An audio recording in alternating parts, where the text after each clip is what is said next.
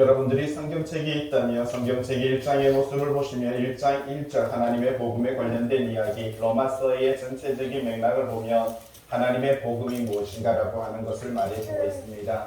하나님의 복음, 하나님의 기쁜 소식은 그의 아들, 하나님의 아들 예수 그리스도다라고 하는 것을 우리가 4절과 5절을 통해서 우리는 볼 수가 있는 것이고요.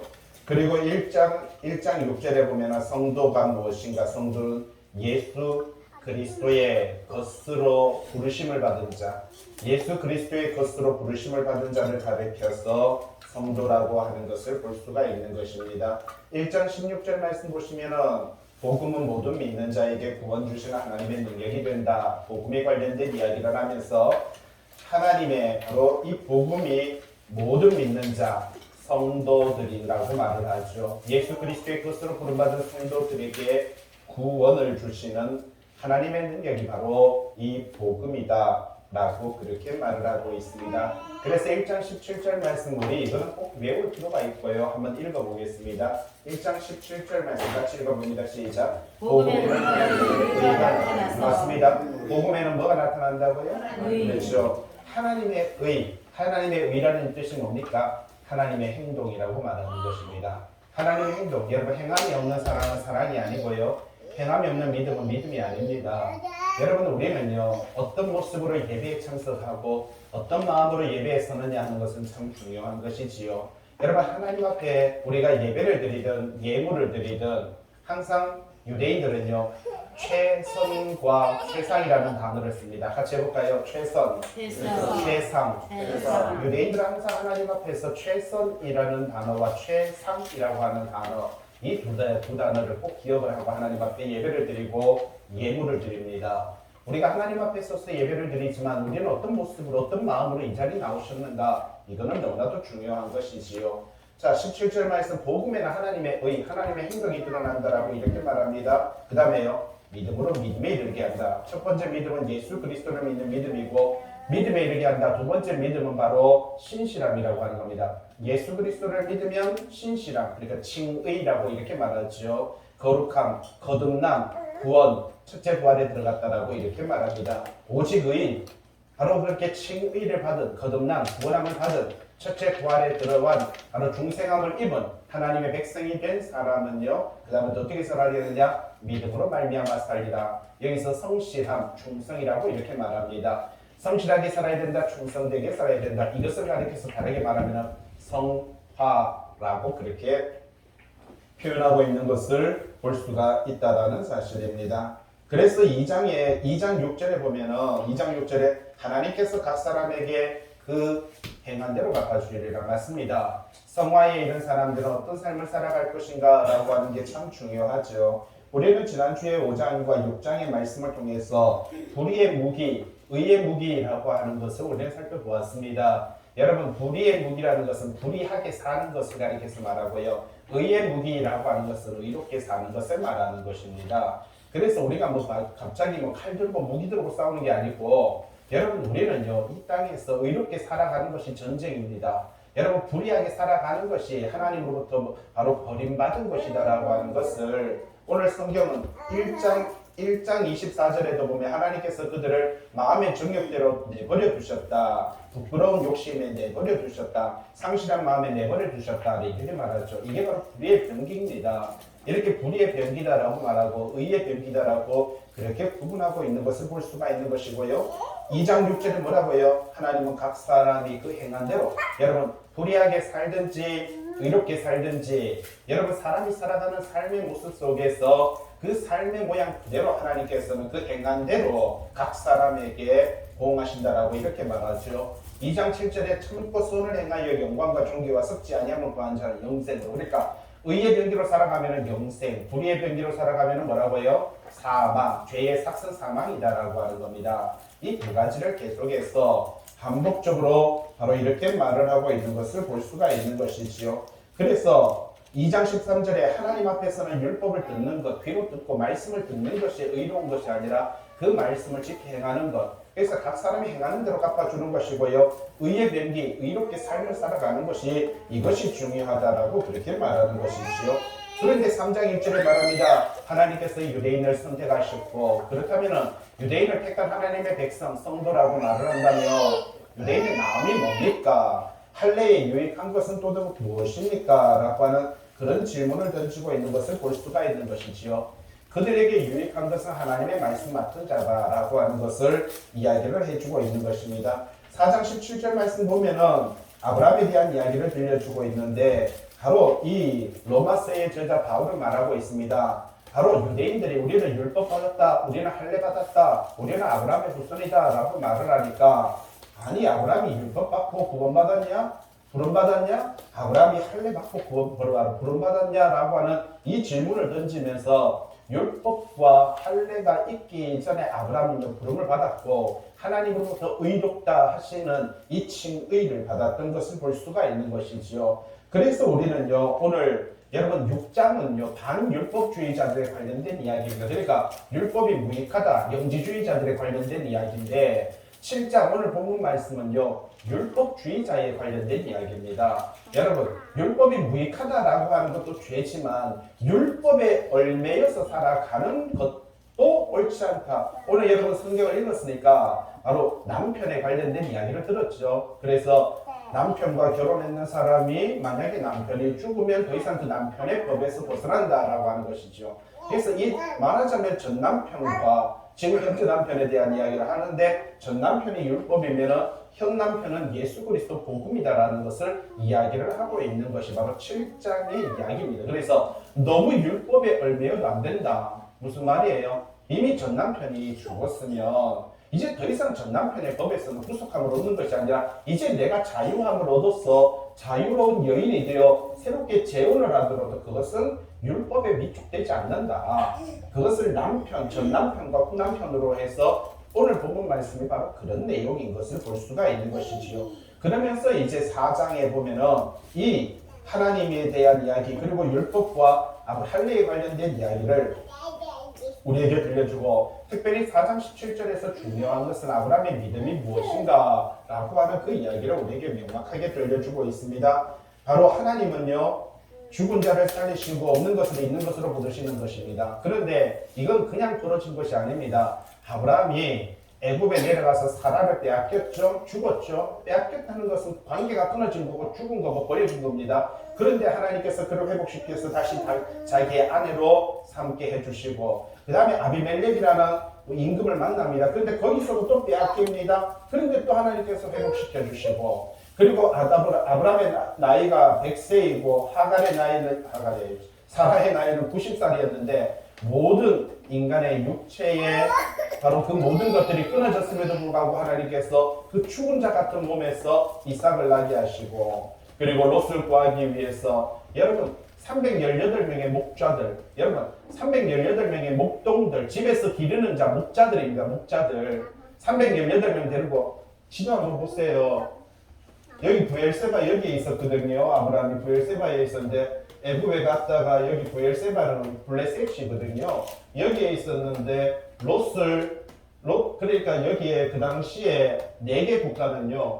터키 쪽이고요. 아수르 그리고 메데바사 제국이고 바벨론 제국입니다. 그러니까 이런 나라의 4개 나라의 연합군이 이쪽에 가나안 족속들 여기 5개 나라가 조공을 잘 붙였는데 조공을 안 보내니까 이 나라가 여기 나라를 쳐버린 거예요. 근데 318명의 목자가 이 4개 나라의 연합군하고 붙어가지고 싸워서 이길 수 있어요. 그 죽으러 가는 거예요.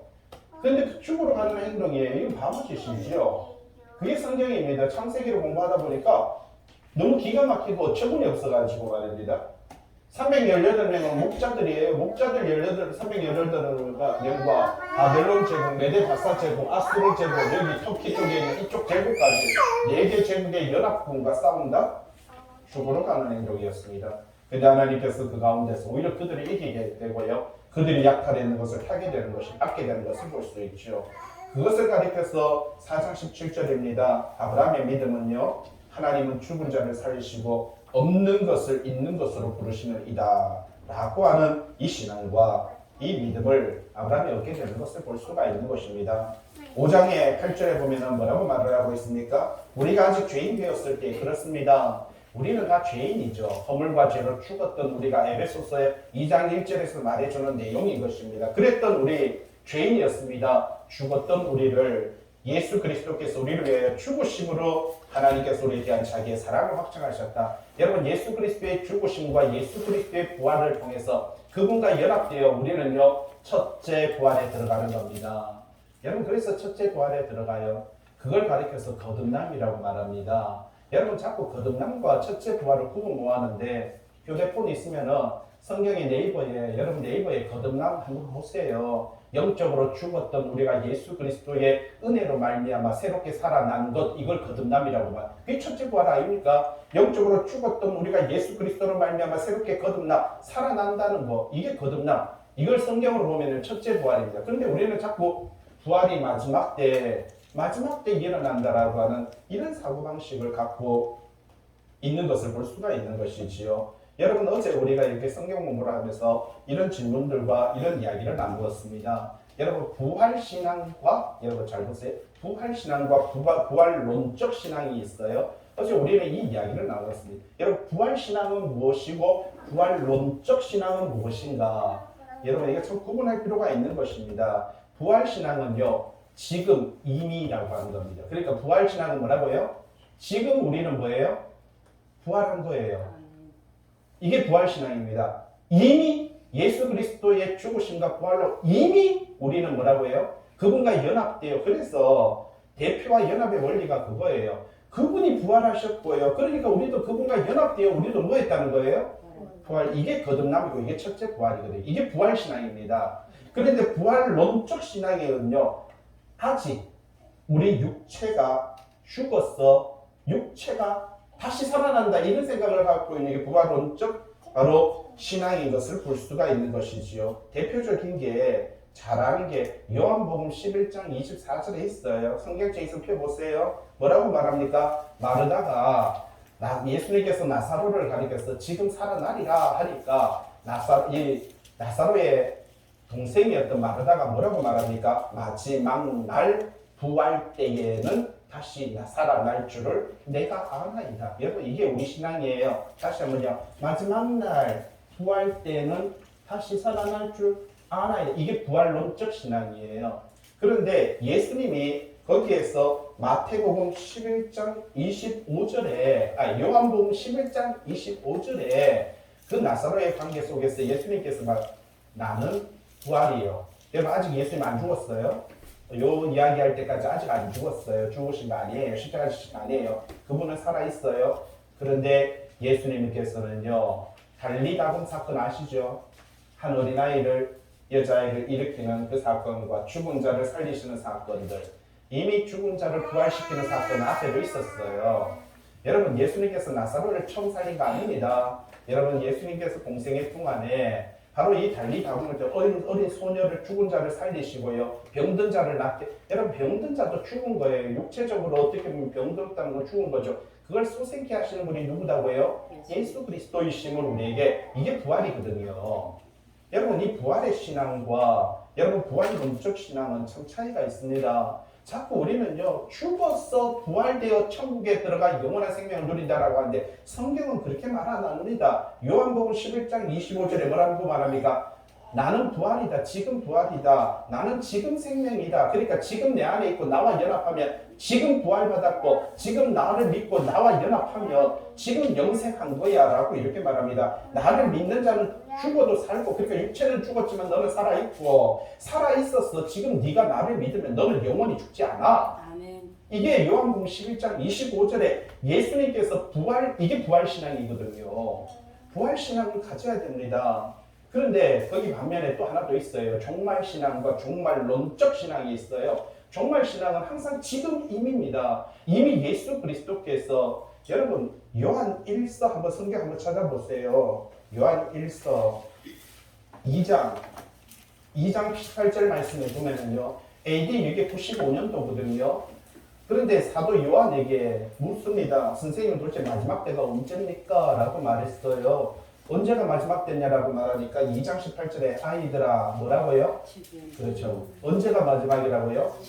AD 95년도에 요한이 말했습니다. AD 95년도라니까요. 2000년 전에 그때 뭐라고 했어요? 지금이 뭐라고요? 마지막. 그러면 안 되잖아요. 그때가 마지막이면 우리는 어떡하라고? 예? 여러분, 이게 신앙이 달라요. 지금 그때가 95년도에 지금이 뭐라고요? 마지막. 그럼 그때부터 지금까지 다 마지막이라는 거예요.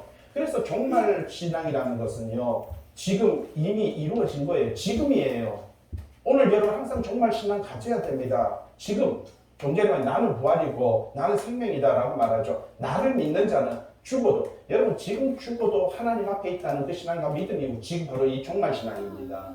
내가 지금, 그러니까 한번 보세요. 여러분들은 어제 누가 죽었어요? 여러분 뉴스 다 봤죠? 55세의 강수연, 얼마나 참 한국의 영화계의 별과 같은 그런 인물이라고 그렇게 합니다. 다 죽어요. 그런데 어제 강수연이 죽을 거라고 생각하고 죽었겠습니까? 여러분 우리도요. 내일 죽을지 오늘 나가다가 죽을지 몰라요. 그런데 오늘 나가다가 죽어도 지금 나는 누구 앞에 있다? 그렇죠. 그게 중요한 거예요. 내가 하나님 앞에 있다라고 하는 이게 종말 신앙이거든요. 근데 종말론적 신앙은 문제예요. 아직 말세 지말의 마지막 때에 그때에 그러면 종전의 마지막은 뭡니까? 요한 1서 2장에 말하는 그 지금이 마지막 때라는 그 마지막은 뭐고 앞으로 올 마지막은 또 뭐냐는 사실이지요. 이 종말론적 신앙은 상당히 문제가 있어요. 그런데 우리 가만히 보면 다 그 신앙이에요. 오늘 한국교회는요, 누가 어떤 사람이라는 게 아니라 다 그 신앙이에요. 예? 자, 좀 전에 요한복음 11장 24절에 네 오라비가 다시 살아나리라 라고 예수님께서 말했거든요. 그러니까 요한복음 11장 24절에 뭐라고 하니까 마지막 날 부활 때는 다시 살아날 줄을 내가 아나이다. 그렇죠. 마지막 날 부활 때는 여러분 이게 유대인들의 신앙이었고 그들의 믿음이었어요. 그런데 한국교회 오늘날 우리도 이 신앙과 이 믿음을 가지고 있는 것을 볼 수가 있다는 겁니다. 여러분 똑같은 단어 같죠? 별거 다른 거 아닌 것 같은데 종말 신앙과 종말론적 신앙이 다르고요. 부활 신앙과 부활론적 신앙이 달라요. 또 그리고 말고도 또 있어요. 신비와 신비주의가 다르거든요. 여러분 신비 성경에는요 분명히 신비가 있어요. 성경에는 신비가 있어요. 개인적으로 체험을 하거나 개인적인 은사나 개인적인 여러 가지 성경에는 이런 것들을 이야기하고 있어요. 그런데 그 개인적인 체험이나 환상이나 꿈이나 기도, 은사 이런 거는요. 성경에 보면 뭐라고 말하냐면은 성경이 기록되지 않은 시대에 다시 한번 읽어볼까요? 성경이 기록되지 않은 시대에 그러니까 지금 여러분 성경 기록됐으면 그게 필요 없다는 거예요. 성경이 기록되지 않았을 때 하나님께서는 선지자에게 꿈을 통해서 환상을 통해서 계시를 통해서 기도를 통해서 은사를 통해서 나타났거든요. 근데 그때 나타나서 뭐 했냐? 하나님의 말씀 전했거든요. 그런데 오늘날 우리는 성경이 기록되어 있단 말이지요. 그런데 그런 환상과 계시와 은사를 통해서 뭘 했냐? 하나님의 말씀을 전하기 위해서 하나님께서 그 신비 체험을 했어요. 그런데 고린도전서 성경이 있으면 찾아보세요. 고린도전서 13장 8절이에요. 예언도 패하고 이렇게 말하죠. 예언, 말씀 전하는 것도 여러분 좀 전에 꿈과 환상으로 말씀 전하는 것도 말씀이 기록되고 나서는 고린도전서 13장 8절에 있어요. 말씀이 기록되고 나서는요. 하나님으로부터 선지자들에게 주어졌던 이 예언, 말씀 전하는 사건도 뭐하고요? 패하고 그 다음에 뒤에 방언도 그치고 여러분 근데 방언 옆에다가 적어놓을 수 있으면 외국어거든요. 방언. 여러분 방언은요 기도하기 위해서 쓰는 게 방언이 아니거든요. 초대교회의 방언은요 전도하기 위해서 복음 전하기 위해서 사용된 게 방언입니다. 기도하려고 방언을 쓴 게 아니에요. 오늘날 우리는 기도가 방언이 목적이 되고 있는데 초대교회는 복음을 전하기 위해서 방언을 썼어요. 그게 외국어거든요. 그래서 외국어로 복음을 전했어요. 자, 이 순서를 잘 보세요. 오순절 마가의 다락방에 그들은요 모여서 기도했고 성령은 임하셨고 성령님께서 말하게 하심을 따라 방언으로 다른 외국어로 말하기 시작하더라 이겁니다. 자, 그들은요 뭐 했어요? 방언을 받기 위해서 할렐루야 100번을 한 거 아니거든요. 할렐루야 할렐루야 할렐루야 랄랄랄랄라 이래 가는 거 아니거든요. 저도 어릴 때 고등학교 때 그렇게 배웠거든요. 저도 그렇게 막 사람들한테 가르쳤거든요. 그게 아니에요. 그들은 기도했어요. 성령님이 오셨어요. 성령님께서 말하게 하심을 따라 외국어로 말하기 시작합니다. 성경은 그렇게 말합니다. 그래서 그 말하게 하는 걸 따라서 뭘 전했냐? 복음을 전했습니다. 그런데 여기 보세요. 고린도전서 13장 8절에 예언도 폐하고 방언, 외국어 그렇게 방언으로 외국어를 만들어서 복음을 전하는 것도 그치고 왜요? 이 글이 더 있어요. 이제는 번역되어서 퍼지고 있으니까 굳이 제자들이 나서서 해야 될 이유가 없게 그쳤어요. 지식도. 그러니까 가르치고 교육하는 그런 것도 폐하리라. 그 다음에 10절 말씀 보세요. 13절, 고린도 13장 10절. 온전한 것. 온전한 건 뭐예요? 그렇죠. 말씀이죠. 예수 그리스도의 말씀이죠. 이 온전한 것, 말씀이 올 때에는 부분적으로 하던 것이 폐하리라. 이겁니다. 부분적으로 하는 거예요. 좀 전에 말했죠. 여러 가지 은사나 계시나 신비나 이런 꿈과 환상 이건 다 부분적인 거예요. 성경만큼 명확한 게 어디 있습니까? 여러분 신비 중에 신비가 뭔지 아십니까? 생각해 보세요. 보이지 아니하시는 신이신 하나님의 생각과 언어가 글이 되어서 내 앞에 있다는 거 이게 신비 중에 신비예요. 여러분 신의 생각이 하나님의 생각이 기록되어서 내 앞에 있는 거예요. 신비 중에 신비죠. 기가 막힌 거 아닙니까? 이게 이것보다 이 말씀보다 신비로운 것은 존재하지 않습니다. 신비는 성경에 있어요. 그런데 신비주의가 문제예요. 잘 보세요. 종말신앙과 종말론적 신앙이 있고요. 부활신앙과 부활론적 신앙이 있어요. 근데 신비는 성경에 기록되어 있어요. 그러나 그것은요. 성경이 기록되기 전에 하나님께서 꿈과 은사와 체험과 여러 가지 기도와 능력으로 그렇게 했던 것이고 신비주의. 이게 신비주의가 문제죠. 체험이나 은사나 꿈이나 환상과 기도를 말씀 위에 둬요. 다시 한번요. 체험이나 은사나 꿈이나 환상과 기도를 말씀 위에 둔다니까요. 그러니까 체험과 은사와 꿈과 환상으로 말씀을 덮어버려요. 말씀은 아무것도 아니라 그래요. 말씀을 연구하면 이단이라고 그래요. 목사님들은 성경 공부하는데 제가 말씀 공부하고 있다고 하니까 자기도 성경 공부하러 하는구나. 그 목사님이 저보고 아이고 이 목사 공부 그렇게 하면 이단이 돼? 이 말은 어떻게 봐? 자기는 분명히 성경 공부하러 왔는데 나보고는 성경 공부하면 이단 된다고 자기는 도대체 뭐야?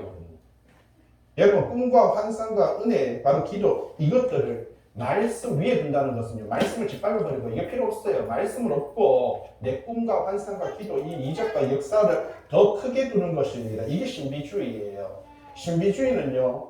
여러분 사탄이 이용하는 도구입니다. 사탄은요. 이런 신비적인 체험을 통해서 가장 신비로운 말씀을 하나 숨겨버립니다. 사탄은요. 이걸 버리게 만들어요. 그리고요. 꿈과 환상과 기도와 은사와 여러 가지 체험들을 그 중심으로 신앙생활하게 해요. 누구의 유혹이에요? 여러분 이게 가장 신비로운 게 뭐라고요? 말씀인데 이걸 버려버리게 하는 게 신비주의거든요. 사탄이 누구가 사탄의 행동인지 보시라는 겁니다. 여러분 신비는 성경에 있어요. 그러나 그것은 성경이 기록되기 전에 하나님께서 선지자들에게 사용했었던 방법인 것입니다. 근데 사탄은요 이런 신비주의를 가지고 오늘날도 바로 여러 가지 기독교인들을 미혹하는 것을 볼 수가 있습니다. 은사가 있죠. 은사주의가 문제지요. 여러분 성경에 보면 로마서 오늘 성경 여러분 책에 보면 67페이지에 보시면 죄의 삭슨 사망이요 하나님의 은사는 그리스도 예수 우리 주 안에 있는 영생입니다. 자, 은사는 뭐라고요? 영생이다라고 이렇게 말을 하고 있는 것을 볼 수가 있는 것입니다. 그러니까 은사는 영생이다. 영생은요 하나님의 은혜 선물이거든요. 여러분 은사는요 선물입니다. 하나님께서 모든 그리스도인에게 성령을 통해서 값없이 주시는 선물을 가리켜서 은사, 은혜라고 이렇게 말을 하고 있는 것을 볼 수가 있죠. 고린도전서 12장에 보면 지혜의 말씀, 지식의 말씀, 믿음, 병 고치는 은사, 능력 행함, 예언하고 각 영들 분별하고 여기서도 각종 방언, 이것도 외국어거든요. 방언 말하고요, 외국어 말하고 그 외국어를 통역하는 거. 이건 전부 다 교회에 유익하고 성도에게 유익하고 교회에 덕이 되게 하는 겁니다. 그런데 만약에 우리가 랄랄라 그리고 나타나면은요, 믿지 않는 사람들은 전도가 안 되고요, 복음도 못 전해요. 예? 그래서 이 문제가성이 있다라고 하는 것을 이야기를 해줍니다. 그래서 은사에는요, 선물이에요. 여러분, 이거 다 선물이에요. 지혜의 말씀도 선물이고, 지식의 말씀도 선물이고요. 여러분, 병 고치는 은사도 선물이었고요. 능력 행하는 것도 선물이고요. 우리가 예언하고 영들 분별하는 다 선물이에요. 이거 다 선물이에요. 결국은 우리가 하나님으로부터 받은 은혜, 선물이다. 이런 은사. 그런데 은사주의가 문제예요. 은사주의. 이 말씀을 통해서 구원받는 것보다요, 우리가 성령 체험, 방언, 신유, 귀신을 쫓아내는 등 이 성령의 은사 받은 것을 구원의 징표로 삼아요. 그러니까 방금 말했듯이 성령 체험, 방언, 신유, 귀신 쫓음, 이건 그냥 선물이거든요. 이게 구원이 아니거든요. 구원은 예수 그리스도를 믿는 자에게 주는 하나님의 은혜거든요. 그런데 방금 말했듯이 은사주의는요, 성령을 체험하고 방언을 하고 신유 은사 치유하고요, 귀신을 쫓아내는 것을 가리켜서 이게 구원의 징표라고 생각해요. 이게 주의 구원의 표시라고 생각을 해요. 아닙니다, 여러분. 이게 그냥 선물이라니까요. 여러분 생일날 되면은 이제 오늘 5월 8일 어버이날 됐다고 우리 학생들이 오늘 도시락을 준비를 하고 과일도 준비하고 이거 다 선물이거든요. 예? 여러분 이게 그냥 선물이에요. 하나님께서 우리에게 일상 속에서 기뻐하라고 즐거워하라고 감사하라고 그렇게 주는 선물입니다. 그런데 이 은사주의, 신비주의, 여러분 이렇게 종교 혼합주의, 신사도 운동 이런 것들이 상당히 위험하다라는 사실입니다. 어제 우리가 성경 공부하면서 이런 이야기들을 좀 나누었어요. 그래서 오늘 우리가 이 구분이 안 돼요. 뭐 똑같은 것 같아요. 종말 신앙이나 종말 론적 신앙이나 부활 신앙이나 부활 론적 신앙이나 뭐 신비주의나 신비나 예? 은사나 은사주의나 뭐 다 성경에 있는 내용이니까. 근데 그거를 사탄이 하게 이용해가지고 우리가 헷갈리게 만드는 것이 바로 이게 문제다라는 사실입니다. 여러분 성경 지금 책이 있죠? 68페이지에 보시면은 68페이지 지금 69페이지 로마서 7장인데 68페이지에 보시면 도표가 있죠? 6장과 7장의 비교 분석이라는 게 있죠? 6장에 제기된 문제는 반율법주의입니다. 율법 폐기로 율법이 없댔네. 이게 영지주의자들이 율법은 잘못됐다라고 말을 하고요. 여러분 지나치게 여러분 율법 잘못됐다라고 말하는 거 이거 안 좋아요. 왜? 율법도 누가 주신 거예요? 그렇죠. 복음도 누가 주신 거예요? 여러분 철저하게 둘 다 하나님이 주셨어요. 예수님도 내가 율법을 폐하러 온 것이 아니라 뭐 하러 오셨다 했어요? 완성하러 왔다라고 했죠. 이제 폐하러 왔으니까. 신약 성경을 보세요. 신약 성경 대부분은 다 구약 성경 율법에서 가지고 와요. 예? 요한계시록도요. 요한계시록 뭐 말세지마대 묵시록 종말론 하는데 요한계시록의 80%가 구약 성경에 있는 내용이에요. 그러면 뭐 80%면은 뭐 더 이상 할 말 없잖아요. 구약에 있는 걸 80%를 가져온다니까요. 계시록. 그러면 다른 거는 더 할 거 아니에요. 전부 다 구약을 다 가지고 옵니다. 여러분 절대로 율법, 영지주의자들은 바로 여기 있으면 반율법주의자, 영지주의자들 율법이 폐기돼야 된다. 율법은 바로 버려져야 된다라는 것이고 그런데 또 너무 율법주의자도 이게 문제인 거예요. 오늘날 또 유대인들 아직도 율법주의자들이 있죠. 이게 문제다라는 거예요. 너무 율법주의도 문제고 너무 반율법주의도 문제다라는 것을 그래서 6장에서 이 제기된 문제는요. 반율법주의고요. 7장에서 제기된 문제는 너무 율법주의인 거예요. 예? 율법이 절대적이다라고 하니까 이제 전남편, 후남편 이걸로 이제 가는 거예요. 예? 이해됩니까? 강조점을 보세요. 강조점을 봐야지. 한 개만 보면요. 7장만 보면은요, 율법은 버려야 되고요. 6장만 보면은요, 율법 좋은 거고요. 여기는 대상이 달라요. 율법에서 7장이 6장에서 이야기하는 거는 반율법주의자, 영지주의자들을 대항해서 하는 소리고, 여러분 7장에서 하는 유대주의자들을 대항해서 하는 이야기거든요. 대상이 다른데 우리는요, 그걸 똑같이 같이 풀어버리니까 이게 문제성이 있다는 사실입니다. 그래서 6장과 7장에 관련된 이야기를 들려주고 밑에 도표를 보시면은요. 자, 그리고 7가지 비유에 대해서 밑에 두 번째 도표 한번 보세요. 거기서 전에는 그리고 뭐라고요? 이제는 두 가지. 그러니까 전에와 이제, 지금 말하자면 지금 아직 이것을 이야기하듯이 전이라는 것과 이제라는 것, 전에 우리는 죄에 대해서 살았고 죄와 연합했고 그래서 불의의 병기였고 죄의 종이었고 사망의 열매를 맺었고 율법의 아내였는데 이제는 죄에 대해서는 죽었고 장사됐다는 거예요. 새 생명 안에서 살아났고요. 예수 그리스도와 연합했으면 이제는 죄가 없고 의의 병기, 의롭게 살아야 되며 의의 종이 되야 된다. 그래서 진실되게 살아야 되고요. 영생을 열매로 얻었고 예수 그리스도의 아내가 되었다. 이렇게 이야기하는 거예요. 이게 지금 6장과 7장에서 전체적인 비교 분석하고 있는 내용입니다. 여러분 그래서 6장과 7장 잘못하면요 헷갈려요. 로마서가 왜 난해하다라고 하는지 아십니까? 이것 때문에 그래요. 로마서를 보는 분들이 목회자들이 전부 다 로마서도 난해하다 이렇게 말하는 게 이게 6장과 7장에서 헷갈려 버리는 거예요. 왜? 6장에서는 분명히 반율법주의, 율법 폐기론자들을 대항하다 보니까 율법이 소중하다, 괜찮다라는 걸 이야기하더니 7장에 오더니 갑자기 여기 유대주의에 대해서 이야기하다 보니까 율법은 폐하여야 된다, 전남편이다, 버려야 된다, 관계 끊어졌다 그러니까 앞에서는 율법이 소중하다 했는데 뒤에 가더니 갑자기 왜 율법이 소중해? 정말 예를 나오니까 이게 막 헷갈리기 시작하는 거예요. 이게 그런 이야기 때문에 목회자들도요 로마서를 풀다 보면 거의 6장, 7장 그러면서 막 거의 여기 가서는 난해하다, 뭔 말인지 모르겠다 이 나오는 이야기가 대상이 다른데 다른 대상을 가리켜서 이야기하다 보니까 이게 다르게 말을 하고 있는 거예요. 그 이야기들을 우리는 생각을 하고 이야기를 하고요. 바로 이 말씀들을 살펴볼 필요가 있다는 사실입니다. 69페이지 보도록 할게요. 로마서 7장입니다. 맨 제목을 한번 보세요.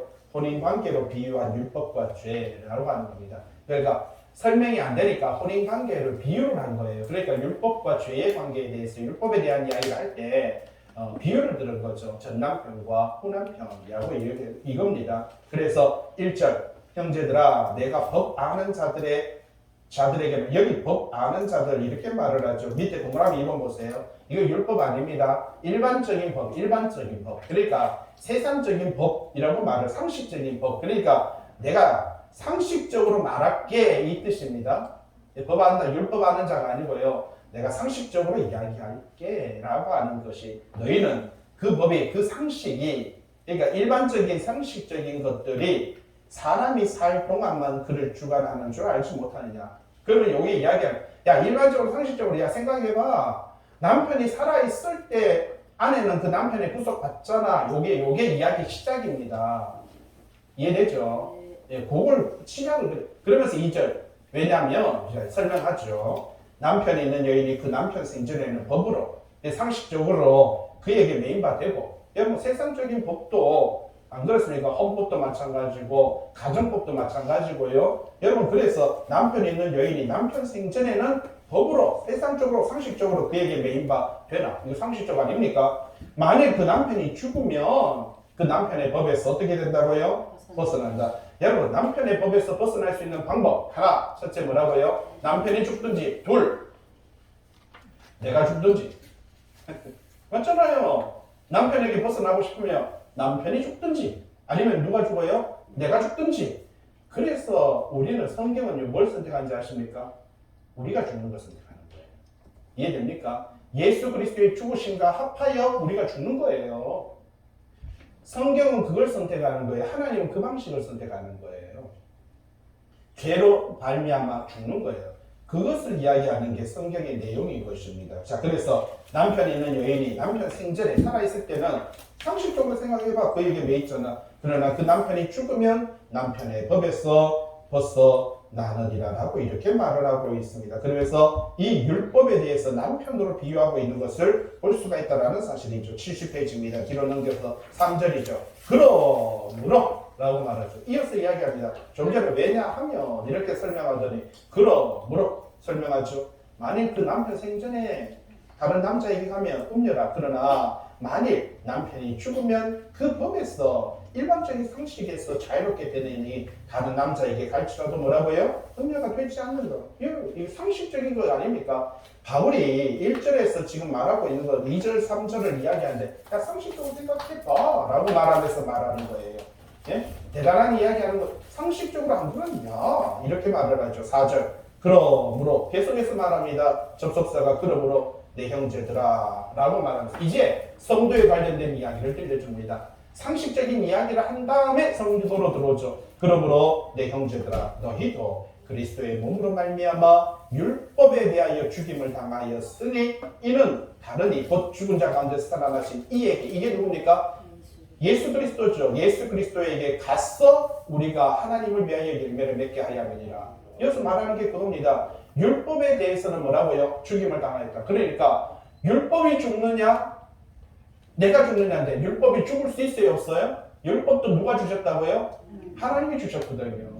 그러니까 율법도 하나님이 주셨다 보니까 율법은 죽을 수 없어요. 그러니까 우리는 이제까지 율법에 매여 있었는데 이제는 뭐라고요? 예수 그리스도와 하나 연합되어 우리가 죽는 거예요. 그러니까 우리가 죽었으니까 더 이상 율법과 관계가 끊어졌고 예수 그리스도께서 부활하시듯이 그분 안에서 우리도 부활함으로도 그러니까 우리는 예수 그리스도와 다시 연합되는 거야. 이 이야기라는 율법은 죽을 수가 없어요. 그러니까 누가 죽어야 돼요? 내가 죽어야 되는 거죠. 그래서 내가 죽는 겁니다. 그 이야기를 들려주고 있어요. 그래서 예수 그리스도와 연합된 우리는 예수 그리스도께서 죽은 자 가운데서 살아나신 것 같이 우리도 예수 그리스도와 함께 죄와 사망에는 죽고 예수 그리스도와 함께 살아올 새로운 영원한 생명 안에서 살아간다. 그래서 4절의 마지막에 우리가 하나님을 위하여 뭘 맺는다고요? 열매를 맺는다라고 이렇게 말을 합니다. 조금 전에 의의 열매를 맺고 의의 병기가 되고 여러분 하나님께서는요 그 행한 대로 갚아주시며 여기서도 말하고 있습니다. 열매를 맺는다. 거룩함에 이르는 열매, 영생의 열매, 성령의 열매를 맺고 살아가야 된다 라고 하는 이야기를 들려주죠. 5절 말씀 71페이지입니다. 우리가 육신에 있을 때는 아직까지 육신에 있어요 여러분. 우리는 아직까지는 육신에 있어요. 율법으로 말미암은 죄의 정욕이 그렇습니다. 여러분 이 육체가 갖고 있는 이 죄의 정욕이 사도 바울도요 자기도 지금 어떻게 보면은요 원래 이 사람은 바리새인들 중에 바리새인이었고요 좋은 가문에서 있는 집안이었기 때문에 대제사장 집안이었습니다. 그래서 결혼을 했어요. 예? 왜냐하면은 이 사람이 사내들인 공의회에 들어가서 이 사람이 투표를 하거든요. 근데 사내들인 공의회에 들어가기 위해서 조건이 첫째는요 22살인가 21살인가 나이가 돼야 되고 두 번째 조건이 결혼해야 된다는 조건이 있어요. 근데 이 사람이 26, 27살에 사내들인 공의회에 들어가서 투표를 해요. 그렇게 들어갔다는 뜻은 이 사람은 결혼했다는 뜻이에요. 근데 사도 바울이 너희가 나와 같이 결혼 안 하기를 원한다. 그거 아니에요. 파혼된 거예요. 파혼. 대제사장 집에서 유대인 중에 유대인이고 바리새인 중에 바리새인이었는데 갑자기 기독교로 개신교로 말하자면 종교를 바꿔버리니까 유대주의 바리새인 집안의 대제사장 집안의 사돈이 자기 딸을 데려가 버리고 파혼시켜버린 거예요. 그래서 결혼에 대한 이야기를 할 때 사도 바울이 결혼 안 한 거 아니에요. 결혼했는데 파혼당한 거죠. 그런데 파혼이 됐지만 인간의 육체로 삶을 살아가면서 인간이 육체에 매여 있다 보니까 자기가 갖고 있는 이 욕망, 탐욕, 바로 성적인 욕구 이걸 벗어나지 못하는 거예요. 그래서 5절 이 이야기를 똑같이 말해요. 우리가 육신에 있을 때에는 율법으로 말미암아 죄의 정욕이 우리 지체 중에 역사하여 우리로 사망을 위하여 열매를 맺게 한다. 그렇죠? 육체 안에 있다 보니까 아직도 이 안에 있는 정욕이 우리를 어떻게 한다고요? 사망의 열매를 맺게 한다는 거예요. 잘못된 길로 걸어가게 된다. 그래서 우리는요 죄의 종로를 타게 되는 것이고요. 여러분 사망의 종로를 하는 것이다. 그걸 6장에서 계속해서 이야기하는 거예요. 성경책이 있으면 한번 보세요. 바로 뭐라고 말합니까? 5장 14절에 사망이 우리에게 뭐 한다고요? 왕노릇한다. 여러분 5장 17절에 뭐라고 말합니까? 사망이 죄로 말미암아 왕노릇한다 라고 그렇게 말을 하죠. 5장 21절에 죄가 사망 안에서 왕노릇한다. 6장 6절에 보세요. 마지막에 죄에게 종노릇한다. 그러니까 죄가 사망 안에서 우리에게 왕노릇, 우리를 지배하고 다스리니까 우리는 죄에게 뭐 한다고요? 종노릇 한다. 질질 끌려다니고 거기에 순종하고 복종하고 따라가게 된다라고 하는 것을 말을 하고 있는 것이지요. 자, 그래서 그 이야기를 5절에서 71페이지에 들려주고 있습니다. 육신에 있을 때는 죄의 정욕이, 그죠? 우리로 사망을 위하여 열매 맺게 한다. 죄의 종로를 하고 죄의 열매를 맺고 살아간다라고 이렇게 말합니다. 여러분 동그라미 2번 있습니다. 5절에 동그라미 2번 보세요.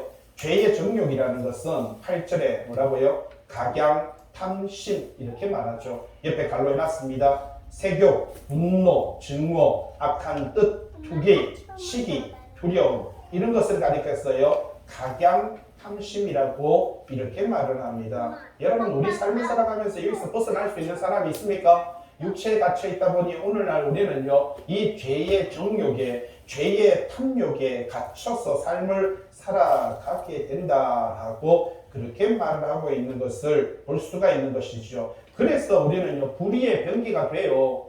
여러분 불의의 병기가 된다는 뜻이 뭐라고요? 불의하게 행동하고 불의하게 삶을 살아간다라는 사실이죠. 우리는 하나님 앞에 붙잡힌 성도 예수 그리스도와 연합되어 다시 한번 살아난 성도는요 의의 병기가 되어야 된다. 성결의 삶을 살아야 되며 성령의 열매 맺는 삶을 살아야 된다라고 하는 사실이죠. 6절 말씀입니다. 이제는 우리가 얼매였던 것에 대하여 얼매였던 것이 뭡니까? 율법이죠. 얼매였던 것이 뭡니까? 죄의 정욕이지요. 얼매였던 것이 바로 이 사망입니다. 그래서 우리는 사망의 종로를 하였어요. 사망에 얼매였어요. 사망에 질질 끌려다녔어요. 죄 때문에. 그렇게 얼매였던 것에 대해서 죽었으므로 여러분 이제는 사망과는 관계가 끊어진 거예요. 관계가 끊어진 거예요. 율법에서 뭐라고요? 벗어났다. 이렇게 말하죠. 여러분 율법이 다가옴으로 통해서 우리는 죄를 깨닫게 하는 것입니다. 그렇죠? 여러분 법 없는 세상에는 죄가 죄인지 몰라요. 그런데 법이 만들어지니까 뭐가 됩니까? 죄가 죄로 드러나게 되는 거죠. 그전에는 죄를 지어도 죄가 죄인지를 모르는데 법을 들이대니까 죄가 죄로 나타나는 거예요. 율법이 하는 행동은 그렇습니다. 율법은 우리를 죄인으로 정확하게 드러나게 하는 거예요. 근데 죄가 드러나게 되면 결국 그 사람은요 죄의 형벌을 받든지 감옥에 들어가든지 그밖에 없는 거예요.